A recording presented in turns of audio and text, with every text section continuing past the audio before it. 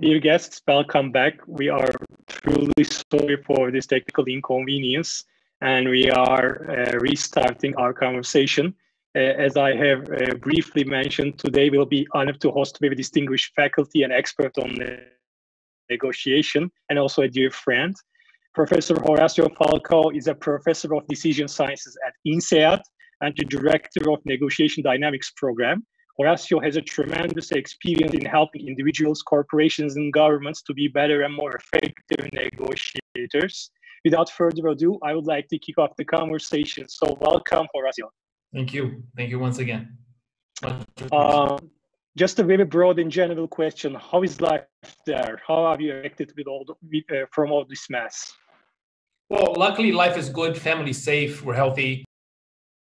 On a professional side, a lot of migration to online education, especially on our MBAs, which is something we didn't used to do before at INSEAD.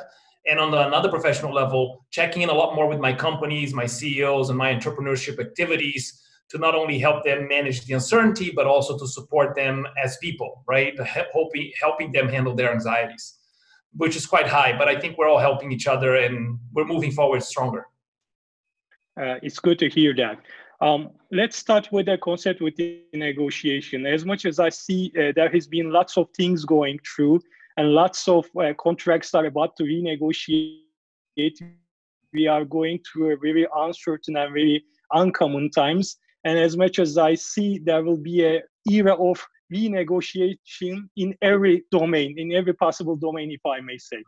Right. Do you think this era is going to be an easy one? No, it can't be easy, right? If I were to just quickly list things here. So relationships now are virtual. We have breakdowns in communication because communication is limited by the channels we have. We're not meeting face to face, right? Business as usual is not going to happen. So relationships are going to be a little thinner in the sense.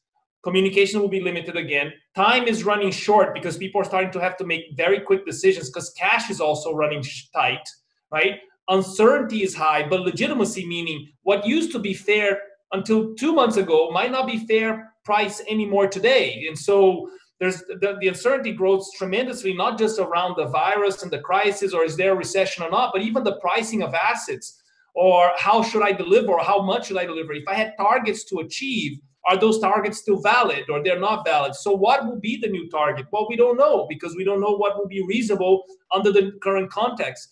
And because of that, everyone is potentially losing money. Of course, there are always opportunities in the middle of a crisis, but for the business as normal, there's going to be a lot of potential losses if people don't come together. And so, yes, the answer is, unfortunately, it won't be easy. There are all of these obstacles that I just listed. And I think that as negotiators, we should commit even further to try to do more of a win-win of sorts. In the sense of like my partners today will be my partners tomorrow. The people I do business today, for the most part, will be the people I do business tomorrow. So we cannot lose sight of that. And if we're in a condition to help a bit, we help a bit. If we're not, we ask for help. But the worst part that can happen right now is that instead of trying to come together and see who can help who, where we can accommodate, and how even to take advantage of this to become more creative and revisit some old costs that might not be necessary anymore. If people start just trying to fend for themselves individually and just hoard all the cash they can, and no matter how much or who they hurt in the process, then they're going to be borrowing from the future too much. And then whenever we come out of this, and we will, right, they will actually come out alone. And that could be even more damaging. So approaching renegotiation as, yes, we have to do it. Let's try to be reasonable about it. Let's understand that no one has the truth and no one knows what's happening in the future. And let's see what we can then take as an advantage to reinvent the way we do business, save more money, reduce some of unnecessary bells and whistles, and go back to some basics. That will probably help you with a little bit of creativity as well to navigate all of that uncertainty of renegotiations and hopefully the friction and the tensions that will happen. But that is also another element, just to wrap it up, which is a little bit of that maturity. I know it will be difficult. The fact that you and I might be negotiating and it's difficult, it doesn't mean that we're enemies. It doesn't mean we don't like each other. It doesn't mean we're not trying to help each other. It means that we're both good people, try to keep our businesses alive with someone who we normally appreciate, in a very difficult moment. So the challenge is not you, the challenge is not me, the challenge is the moment. And if you frame it that way, you might help the other person also bring that maturity to the table that is necessary for us to, one, go back to the basics, be a little creative, and put our heart into it so that we can come out stronger. Yeah.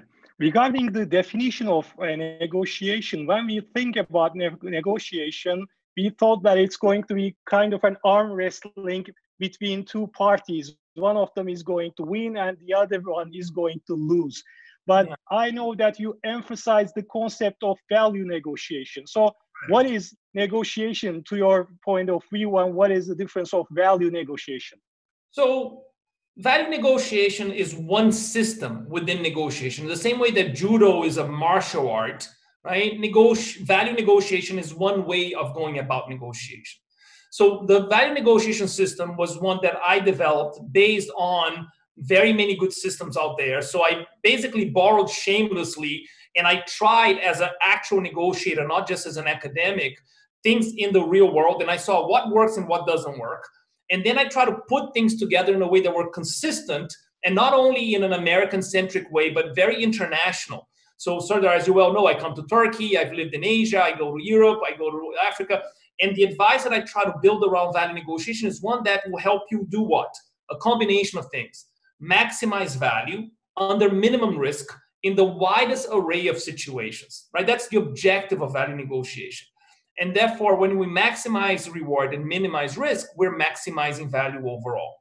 Now, what's the challenge? The more reward I seek, usually the more risk I generate. But there are ways for you to reduce the risk at an acceptable level. It's never zero, but it's at an acceptable level so that you're constantly doing moves that are improving your potential success while reducing your chance of failure in many different scenarios. Now, are the moves always the same? No, it's not a cake recipe.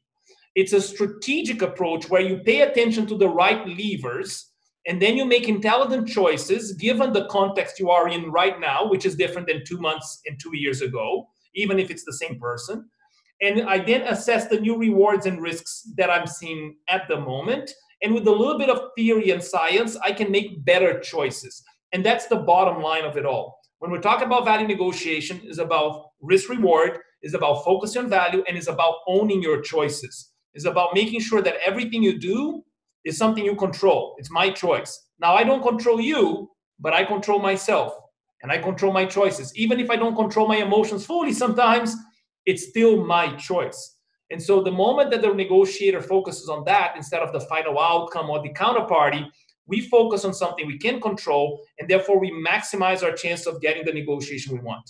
The moment that I start focusing too much on the other side, I focus on the outcome or the context and not really focus on what I can do to improve, that's the moment where I become a victim of the context, and that's when I'm more likely to fail.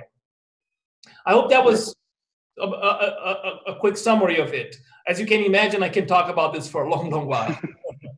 I received some comments saying that Horacio is speaking so fast that we have to take down the speed of YouTube to 75% less. So okay. Go ahead.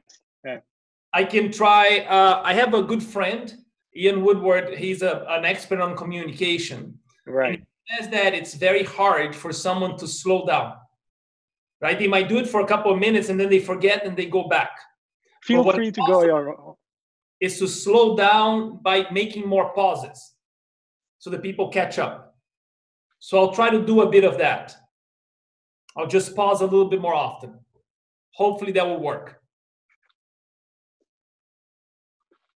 Okay, great. So when we are talking about negotiation, we see millions of articles, millions of books about how to be a better negotiator or how to do a better negotiation. So do you have a recipe or a set of standards in order to share us about the elements of successful negotiation? So, as I said just now, there's no real cake recipe. There are places for you to pay attention and focus your energy so you can do better. When it comes to what I mentioned just the previous question as well, it's a matter of context versus ability. A lot of people focus on the context. Let me invite you not to do that. Focus more on the ability, on what you can do. Improving yourself as a negotiator, almost as if independent of context. Of course, context matters, but it's something that you can many times do little about. So when we think about the ability, what are the things that I help my clients with or my students with? I help them with the preparation. And there is clear evidence that the more you invest in preparation, the better your deal is, the quicker your deal is, the better the relationships come out of it. So there's a direct link. So it's hard to overestimate the importance of preparation. Right? It's really, really powerful. The second one is thinking in terms of this risk reward. Instead of thinking, this move works, I'll say this, I'll say that, that is less powerful because no move works all the time. So thinking, this move worked for me 2 or 3 times before. Is it similar, the risk reward today? If so, use it again. If not, think twice. So it's more of this risk, is like a probabilistic approach to negotiation. Then what a lot of books and advice on negotiation, they're very tactical. What I try to help people understand is if you make a couple of moves that are more win-lose, and then you make a couple of wins that are more win-win, basically you're countering each other and you're canceling the effectiveness of all of your moves. So if you choose to do win-lose, and it's okay if you do, then just go win-lose. Don't try to do a half-baked win-lose. If you're going to do win-win, then do win-win. Don't do a half-baked win-win. Because when you try to do that, you're not doing the trade-offs. Yes, please. What is the difference between win-win and win-lose? Is it something that is a strategy or a situation? What is win-win? Thank you.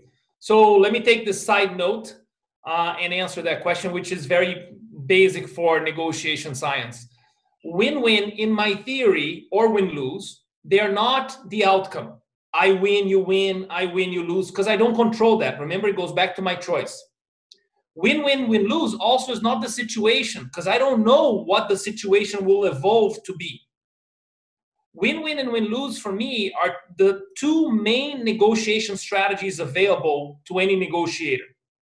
Win-lose is when I choose to use my power to get what I want. I come and take from you. I tell you, if you don't do this for me, I walk away from your business and it's hurting you, right? Or if you don't do this, I'll call the government or I'll sue you. All of those are using power, but it could also be the power of lying. I have information you don't, so I lie, and therefore I use the power of that I have the information correctly and you don't, right? So all of those are win-lose moves, win-lose strategy. You could also call it the power strategy. They're synonyms. Win-win is when I actually choose to not use power. I try to come up with a creative solution to our conflict, or I patiently await something to resolve, or I seek your advice and I change my mind, or I actually show good evidence of why you should change your mind and take my way, or we both create a third way together. But I'm not doing any of that convincing through power. I'm using maybe good ideas, good data. All of those hopefully will help us get a deal together. That's what we call win-win. So power, no power. Focus on power, focus on value. Yeah? So win-lose is a power negotiation. Win-win is a no power value negotiation. Okay. Should I go back to the original question? Yes, close the side and go to the mainstream. And go back. And so I was talking about strategic trade-offs. And so if you're going to use some power, don't not then use power. Use power all the way to the end. Because if you are in the middle of a fight and suddenly you start pulling your punches, then you're going to get beaten. If you're not in a fight and suddenly you slap someone, then now they're afraid of you that you're going to hit them again. And so there's already a fight mentality. So notice how either or, it's not an ideal to mix. It's either one or the other. It doesn't mean that you cannot change. So I've done win-lose. It's not working. I go to win-win. That's fine. But now that I move to win-win, I stay there, or vice versa. I start win-win. It's not working. I move to win-lose, and then I stay there. Right? That's the idea of strategic trade-offs, is when you choose to do one, you're also choosing not to do the other. And that's an extremely important concept as well. Most people tend to mix. They just throw a lot of tactics in the hope that together they will work. And they fail to appreciate that they can cancel each other and actually bring you down as opposed to push you up. Then not having a very rigid view of success. I see a lot of people making mistakes because they come in and say, I'm going to walk away with a 10% discount. Well, what if you could get 20? Or what if 10% is not possible? So the moment you come in with a very rigid view of success, that means you limit your upside, but you also limit the idea of getting a deal at this level, because if it's impossible or not possible, then you might just not have a deal, period. So it hurts you going up and it hurts you going down. So I would argue to say, I would like to save money. I would like to save as much money as I can. One way to do that will be through a discount, but there might be other ways. Who knows? And come in with those ideas, which we call interests, as opposed to that very rigid position of what you want out of that deal. Right? And then two more kind of generic ideas that I would like just to share, which is remember to learn all the time. Listen and ask questions. Ask questions and listen. This duo is a wonderful attack in your football team, right? One listens, one asks, keep going back and forth, then you know exactly what to say, what to do. The value negotiation system actually is a learning system, is a system that maximizes your ability to learn from the other side, help them learn from you. So with the maximum amount of information on the table, we can craft unique, superior deals. Right? And finally, remember to focus on value. Don't focus on your ego. Don't focus on power. Don't focus on the others. Just what is value for us? Let's work on that. Right? So summarizing: preparation, risk reward, strategic trade-offs, not having a very rigid view of success, right? Flexibility and learn and ask questions, and then finally focusing on value. Yeah, that's a perfect summary. I have received a couple of questions about this topic. Let me briefly ask them to you. One of our viewers asked that, what if the parties are applying different negotiation strategies? As much as I understand, one of them is using win-win and the other is using win-lose. So how can we deal with that situation? So that's something you should expect.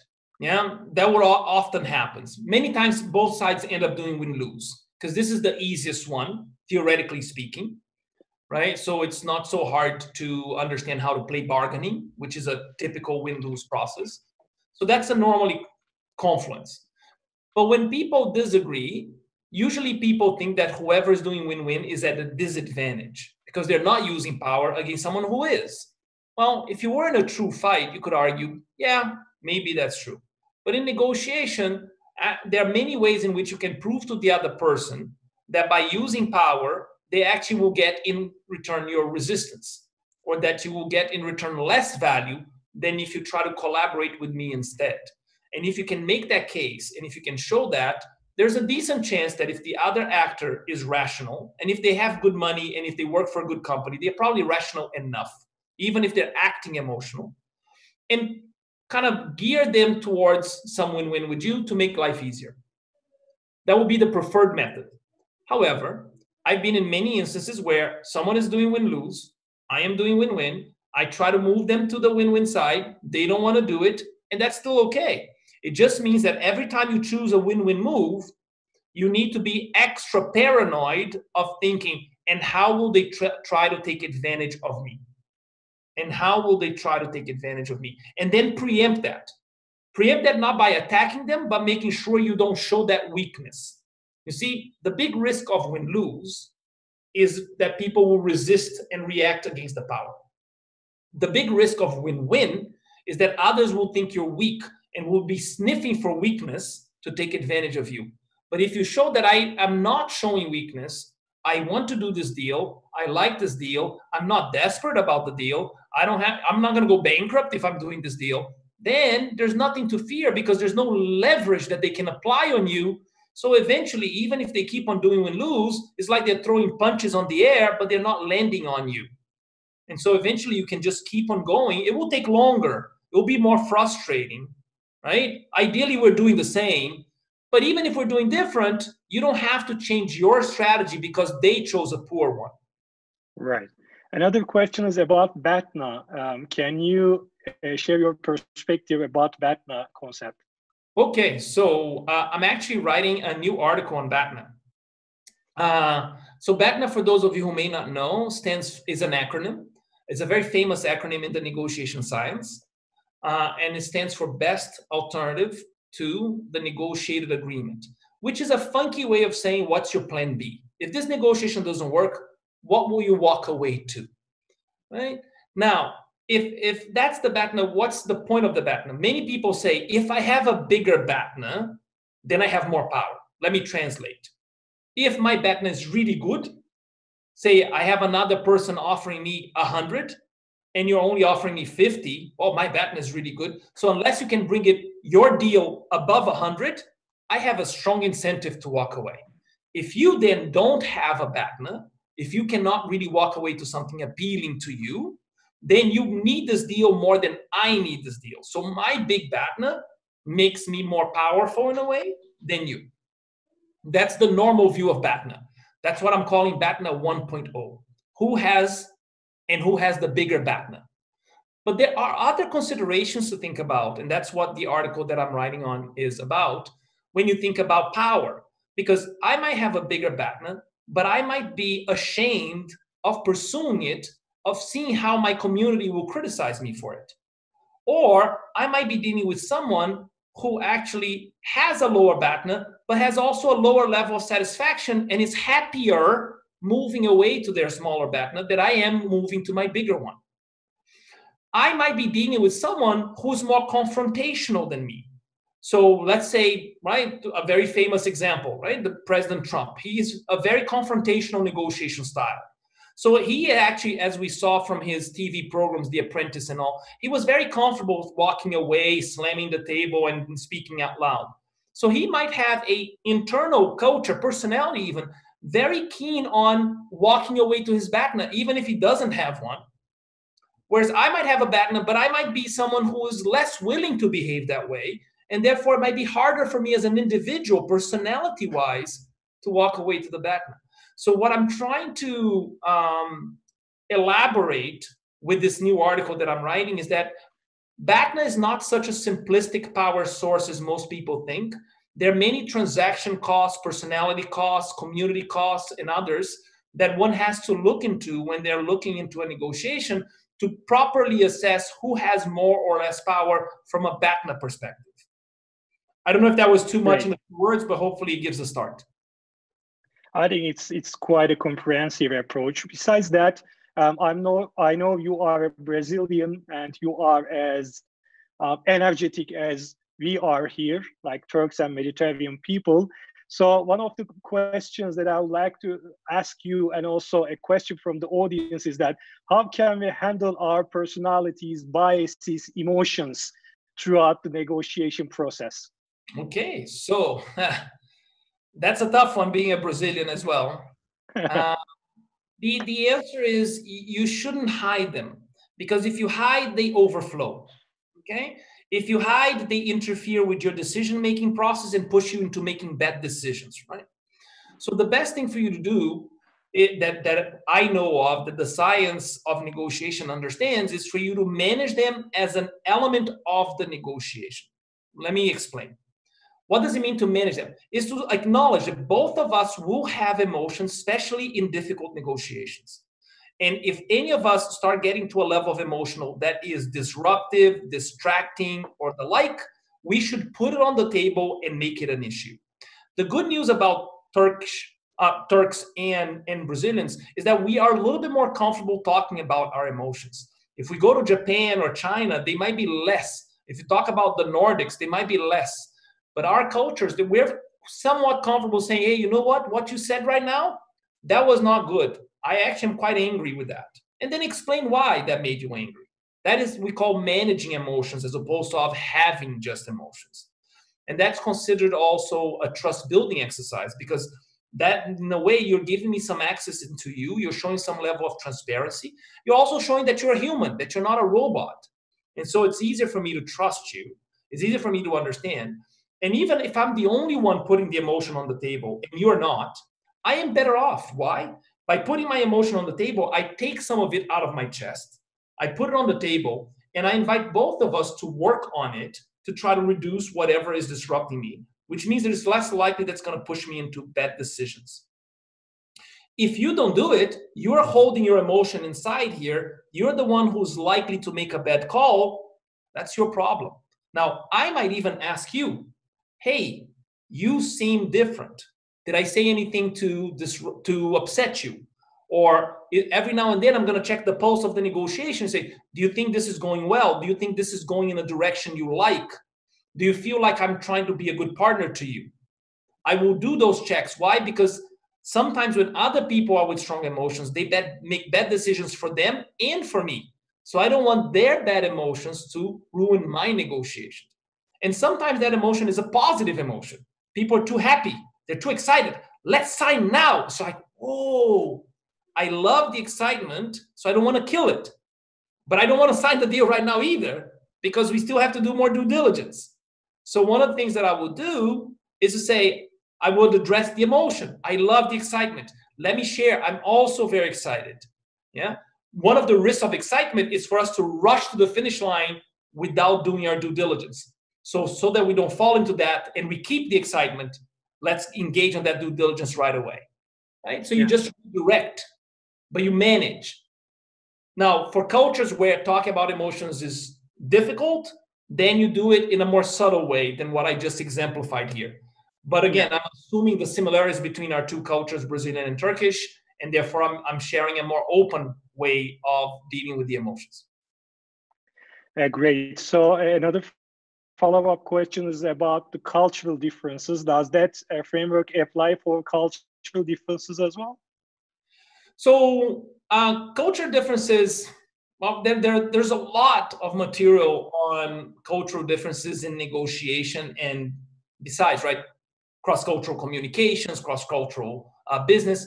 But when it comes to negotiation, I'm a big believer on an 80-20 approach.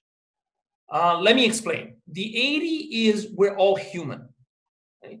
We all want more pleasure. We want less pain. Yeah, whatever we consider that. We might dress different. We might speak different languages. But at the core, we feel a lot of the same emotions. We have a lot of the same hungers. We have a lot of the same desires. We want a lot of the same things. And in the globalized world of today, we most all want the same profits, innovations, market shares, credibility, reputation. So at the end of the day, we're not that different. So that's my approach when I go negotiate, because I cannot become an expert in 180 cultures. And that's just nationality. Then put on top of that gender culture. Then put on top of that religious culture. Then generation culture. Educational culture. If you're an economist and I'm a lawyer, we think different, right? You focus on efficiency, I focus on fairness. And so when we think about all of these other cultures, then we're trying to create such a complex matrix of cultures, which actually characterizes each individual. So my approach in the value negotiation approach I mentioned earlier is a learning approach. And why so? Because each individual is different and I need to learn who's in front of me. Is this a Turkish who studied in the US, grew up in China, and works for a South African company? You're going to be very different than the normal Turk stereotype that I have in my mind. And I have to be open to that. And so that's something I'm going to try to play from, and I'm going to try to ask questions, and I'm going to try to direct my negotiation and my risk-reward assessment and my strategic win-win or win-lose choice based on what I'm learning from you. So if I were to say more technically, when it comes to what people want, the solutions they come up with, right, the deals they close, we're not that different. When it comes to what people think is fair or not fair, yeah, we're a little bit more different. Yeah, some people in the West will be more meritocratic. Some people in older cultures might be a little bit more seniority based, right? There might be some more conservatism, more radicalism, depending on where you're looking from. If you look at it from different religious perspectives, you're going to see also that there's slightly different priority of values on one side or the other, and therefore there will be slightly preferences here or there. But you see, those, at the end of the day, for most of our normal business dealings, are more fringe changes. That's the 20%. Still relevant, but it's the 20%. What I normally find that people overly focus on the 20%, the differences, because that's the new, that's the challenging and exciting, and they forget the 80%. But that's the one that's going to carry you and allow you to negotiate with anyone around the world. Is to remember, this is a person, they have feelings, right? They want to do well, they have a family to feed or a company to support, you know, how can I work with that person? And then the language and the culture, and those are variables that you learn and you adjust and you keep on going for it. Yeah, to give a simple example, like people think that because I'm from Brazil, I love coffee, right? I don't. I'm a tea guy. Now, if you ask 100 Brazilians, do you like tea? They're going to say, I like coffee. But if you ask 1,000 Brazilians, they will still say, I like coffee. If you ask 1,000,000 Brazilians, you might get one that says, I prefer tea. But that's the person in front of you, so you have to focus on that. Great. And also this brings us to the preparation stage as well. If we can work around who are we dealing with and try to find as information as possible to better understand their approach, their culture, their point of view, it will bring us to a better and more effective negotiation, I guess. Correct. Yeah, understanding. So what do you want? What are you looking for? Why is that important for you? Help me understand. Get to understand people's stories a little bit, or what brought them there. Even that's just the business story, right? Some business are more commodity. Right. But what is your business story? What brought you here? What makes you want this? Because if you just ask me for a 10%, maybe I can do, maybe I not. But if I get your business story to what brought you here with this request or want, then I might be able to come up with alternative ideas to help you to get what you want, or get something else that you may not even know it will be helpful for you, but that I can do for you. And so that's where the magic starts to happen in negotiations as well. Horacio, one of the very important buzzwords that we are using for a while is trust. So we talk about trust in teams, trust in leadership. So what is the role of trust in negotiations, and how can we build mutual trust between different parties? Oh man, this is so we have 8 hours, right, today for us to talk about this. So if there's one field in academia that is vastly researched, is the topic of trust. I have several colleagues who dedicate their lives just to research that, their professional lives. And so let me put it this way. Trust then is, in academia, is something which we consider to be a multi-layered construct. It's not one thing. It's I trust you to deliver a job, but I might not trust your intentions. I trust that you're saying the truth, but I don't trust that you actually care for me. So as you can see, there are different ways of using the word trust that can be conflicting. There are many, many ways in which you can chop the concept of trust. The one I use is a simple framework I saw in the book, The Trusted Advisor, which is not even that much of an academic book. And that's why I liked it, because it's a pragmatic way of looking at trust. And that's the one I use in my negotiation when I'm thinking, how am I building trust or not? So there are those 5 layers. Let me walk you through. So first one is the ability layer. Yeah. Are you capable of delivering on this job? Are you capable of doing what I'm asking you to do? Right? I trust you to deliver. The second one is honesty. I trust that you are telling me the truth. That's it. As simple as that. Yeah. The third one is what we call reliability. I trust that you're going to deliver today and tell me the truth today and tomorrow, and even when times get difficult, like now, the crisis and all. Are you going to continue to be available? Are you going to continue to deliver? Are you going to continue to tell me the truth and work with me? Right? That's reliability. It's the time dimension of trust, if you may. Then there's a fourth one called intimacy, which is not what we normally think of intimacy. It's more of that chemistry. Like, do we click? Do we get along? Right? Sometimes it's hard. For example, I remember at some point I was working and the group that I worked with, everyone was a smoker but me. And everyone would work, and every now and then they would go down to smoke outside of the building. And then that's when they would make all the decisions, but also that's when they would get together, talk about life, make social appointments. And then they'll come back to the meeting room, and I'm there like waiting for them. And I was not part of that. And so to some extent, what might seem something small actually prevented me from clicking with the group as much. So basically I became a heavy smoker. I'm kidding, I didn't. But I actually made a point of it because I understood that intimacy was lacking in my mental diagnostic. And I realized, okay, how can I actually make that click in a way that will not force me to do what I don't want to do either, which is the smoking. And so I actually, in the same advice I gave before about the feelings and the emotions, I put it on the table. Say, guys, I think that this is happening to some extent. I have absolutely certainty that you're not doing that against me, because that would be a paranoid thought, right? You're doing that because it's the natural thing. When you smoke, you're more relaxed. You talk about other stuff, right? And things happen. But I'm not there. But if I come there, then I'm kind of secondhand smoking as well, and I would prefer not to do it.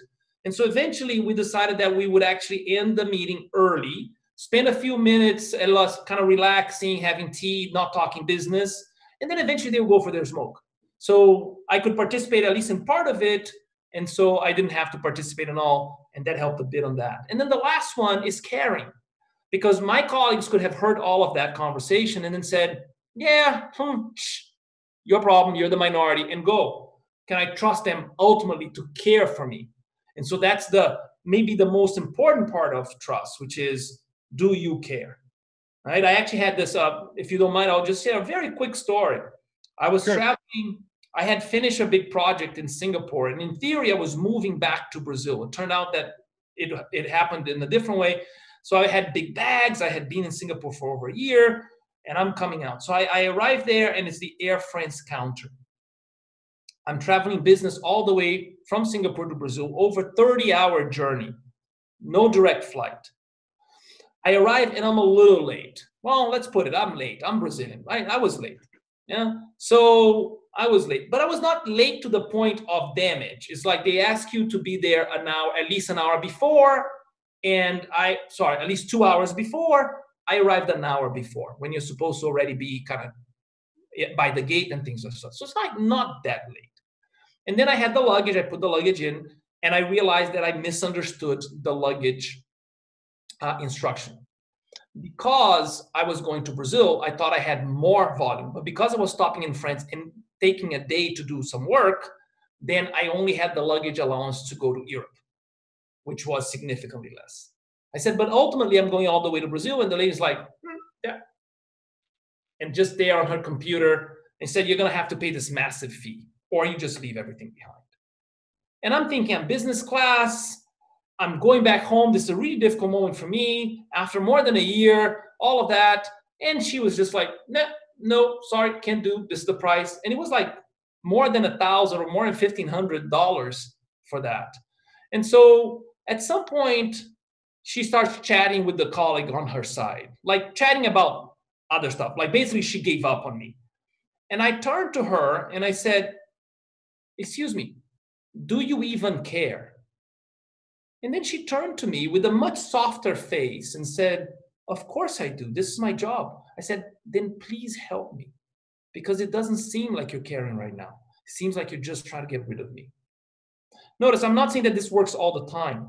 It's just to show how deep inside there was a transformation. And within 2 to 3 minutes, she goes, you know what? Because you're late, I know exactly what's the weight in the plane.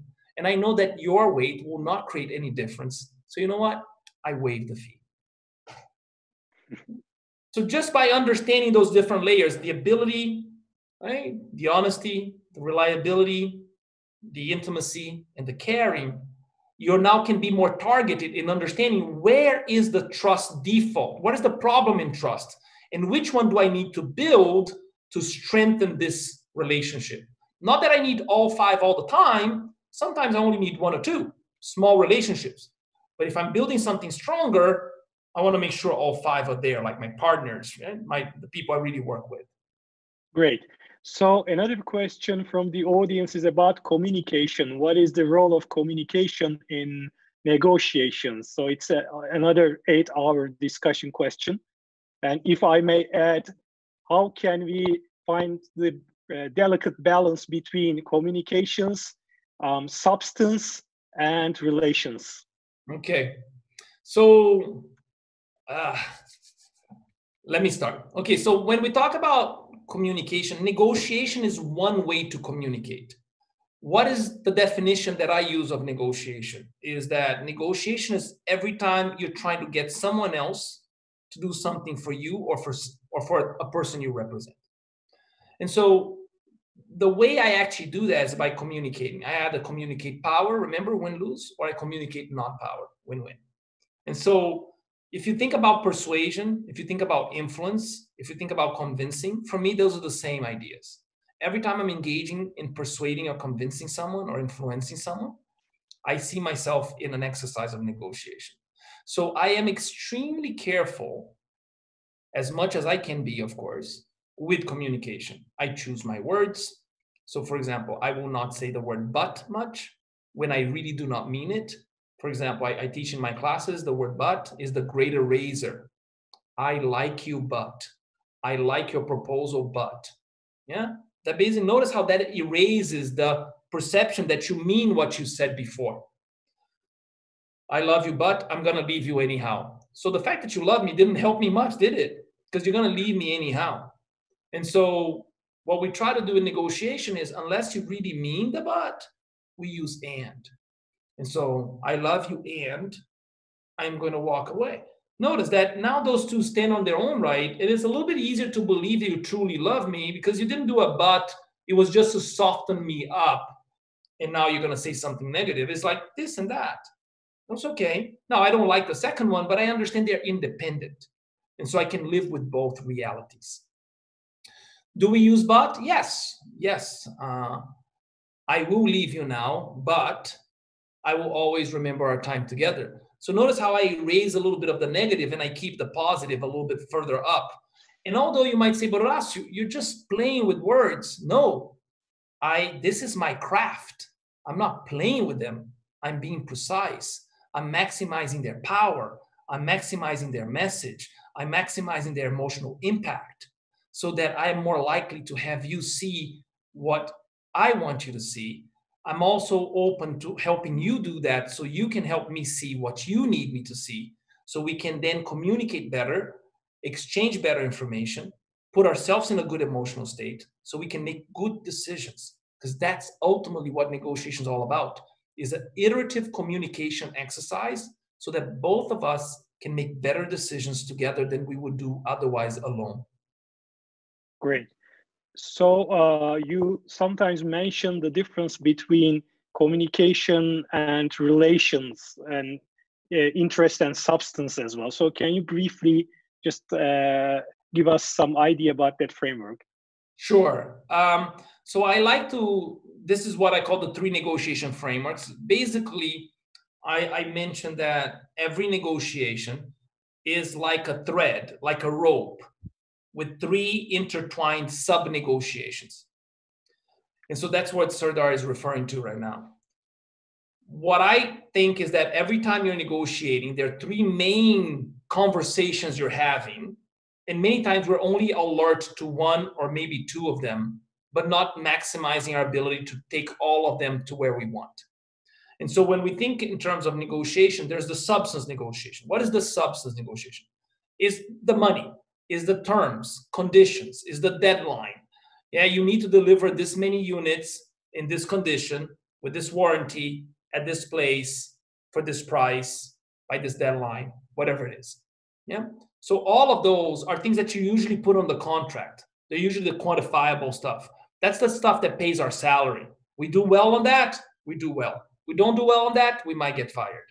So that's the substance negotiation. That's why so many people tend to overly focus on it, because bottom line, that defines a lot of our job success or not. That said, as I said, there are 2 other negotiations. There's the relationship and the communication. On the relationship negotiation, we're mostly aware of it. We spoke about it quite a bit today already, just about that one. And yet, very few people have strategies or true thought out, prepared tactics to push the relationship up. So I gave you that 5 little layers thing for you to already start becoming more what?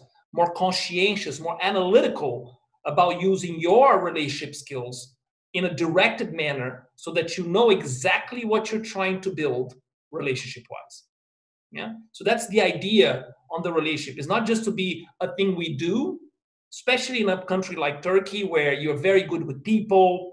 You have you're very good at having conversations, making people feel comfortable, making people feel cared for, building partnerships. You're all very good at that. My experience is that on average is a very strong asset in your country and your culture. And yet many times what I notice around the world, not just in Turkey, is that this is more like I do my style, what I've learned when I was younger. It's not like there is a strategy. And I'm not asking you to become more robotic about it. I'm just asking you to become more deliberate about it. So that's the relationship. What is the relationship? Is the conversation I mentioned before. How are you feeling? What's the emotion? Oh no, you're feeling angry. That was not what I meant. Can we talk about it?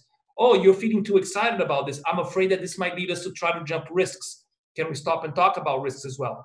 Notice how I'm trying to address, do you trust me? Do you not trust me? If you don't trust me, how can we make this deal go forward anyhow? Right? Those are all relationship conversations. Then there's a third one, which is the one fewer people are aware of, and there are fewer people still know what or how to do, which is the communication, or sometimes also called process negotiation.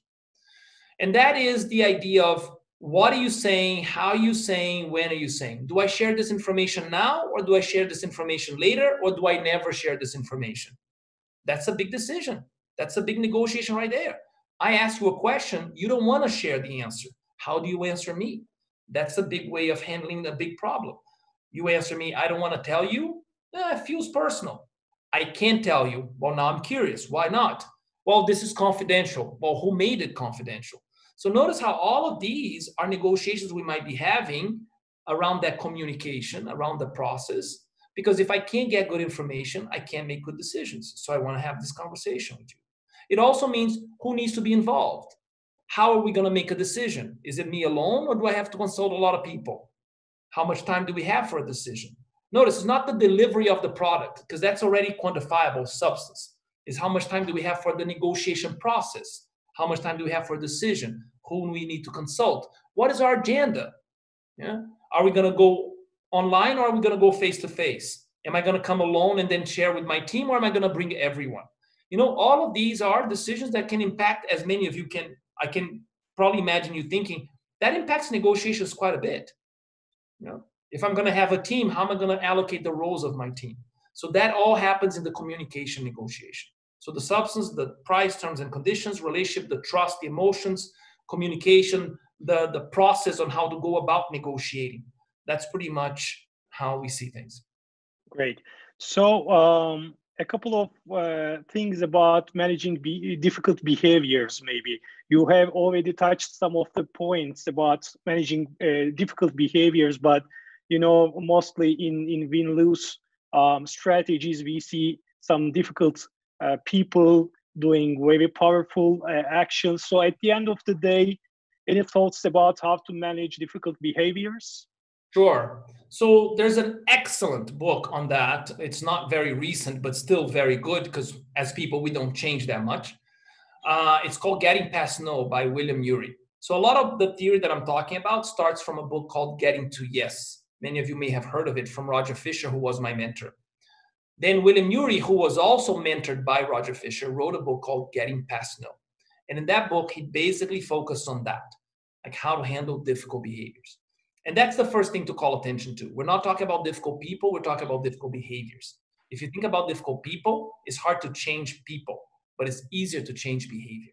So that's the first insight that framing brings us. So focus on the behavior you don't like. How can I make them change that behavior? The second thing is to remind that you are part of a system. And if the other person is acting difficult, many times it's not because they're doing that to hurt you. Many times they're doing that because they believe that's what they need to do to get what they want. That's what they need to do to get what they want. What does that mean? Maybe you said something. Maybe you did something. Or maybe you did not say something, or you did not do something that they were expecting you to do. And because of that, they feel frustrated, and they feel my normal ways are not working, so I need to bring the volume up, become more difficult, come more on your face, so you can actually then give me what I want. And so a lot of difficult behaviors comes out of that. Fear of not getting what you want, or maybe as a reaction to you. So that already reminds us to what? Remember, all the way back in the beginning of this conversation today, own your choices. Maybe I made poor choices that pushed you into difficult behaviors.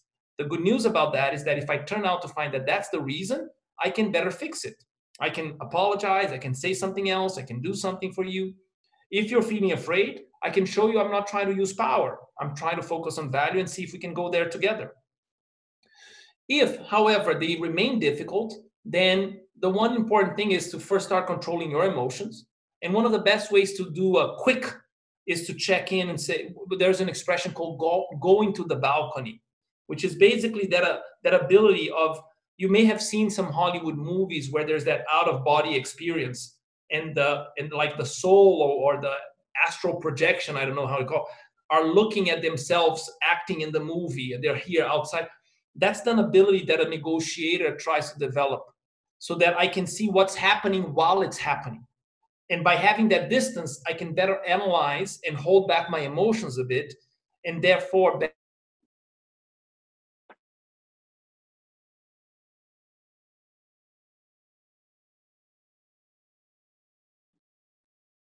curiosity now wants to learn.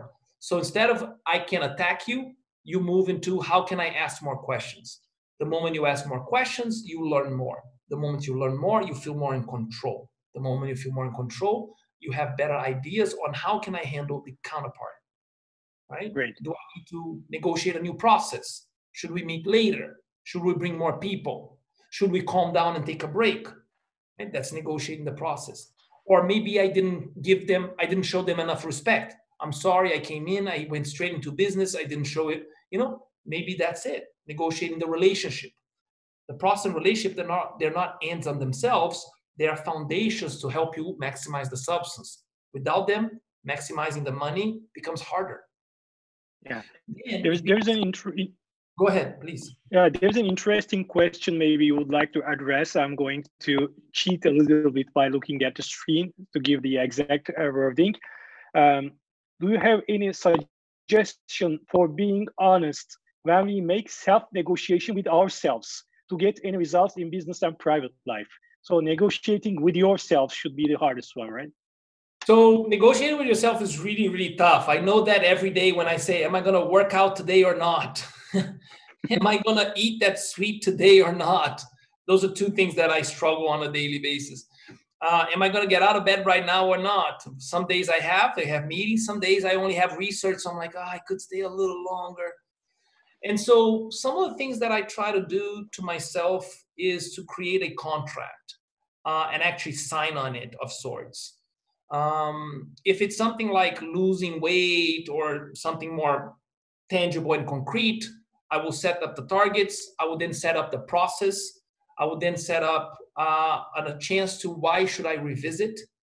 So if I feel like I'm working out every day, but then I'm starting to have injuries, then okay, I'm overdoing it, right? So I need to remind myself of the human side of me as well. I'm not a machine. And then I might sign on it. But more often than not, what I do is I'm a very, despite being Brazilian, I'm a very organized guy with my time. And so I put things on my calendar. I have a color-coded calendar, and I put things there. And once I put it there, there has to be a very good reason why I don't do that thing there. Meaning it's not that it's 100%, but notice how by blocking things on the calendar ahead of time, I am making commitments with myself. I'm making meetings for myself. So I put a workout time. So that's a meeting with me. Right? I put time to write my poetry or to read my literature, things that I really like. At times, I even put time to play with the kids, time to be with the wife. Because if I'm having an extra busy week, I need to make sure I do that. So I like to do those mini contracts with myself. That's one way.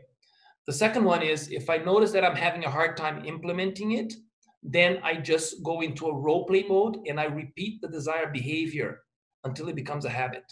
I deliberately have a protocol. When someone says this, I normally flip.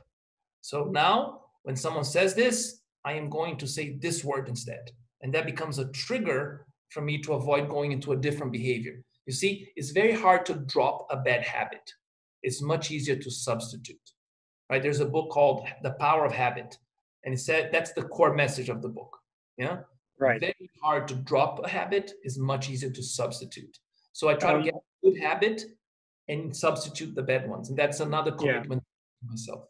Horacio, we are just running out of time. The book you mentioned is by Charles Duhigg, I guess. So is there any couple of books that you can recommend us to read on negotiation and decision, maybe very rapidly, you can say? On negotiation, so on culture, there's the book of my friend Aaron Meyer, The Culture Map. You may have heard of it, is a bestseller. Yes.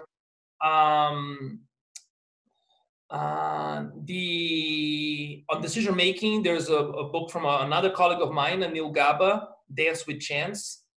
And then on negotiation, I would be lying if I would not recommend my book, Value Negotiation: How to Finally Get the Win-Win Right. By me.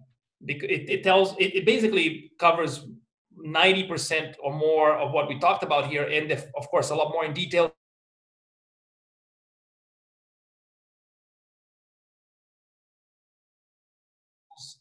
Things to say, things not to say, dialogues and others that hopefully help you structure your own negotiation.